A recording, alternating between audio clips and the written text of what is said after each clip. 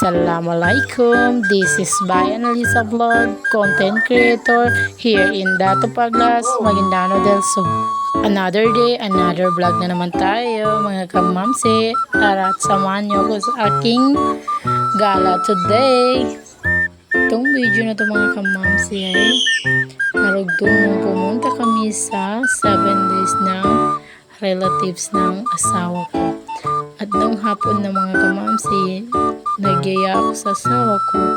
Sabi ko pumunta kami sa Dungguan ng Lutayan para makita namin yung view na sinasabi nila na Red Palace. Tas yung pinatayo pa ng dato nila na mga building na pwede ka mag picture doon.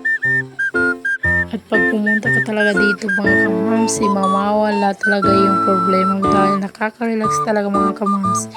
Dahil siguro sa ganda ng paligid. At iyan pala yung mini pambot nila kung tawag sa aming mga Muslim.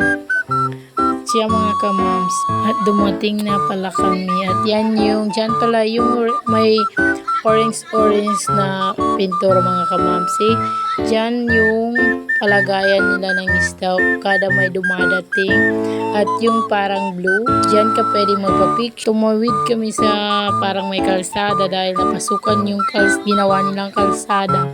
At nahulog pa kami sa maliit na butas mga kamams. Dahil hindi namin kabisado, hindi namin alam na hindi pwede magdumaan doon. At ayan, alhamdulillah, successfully at nakadaan din kami.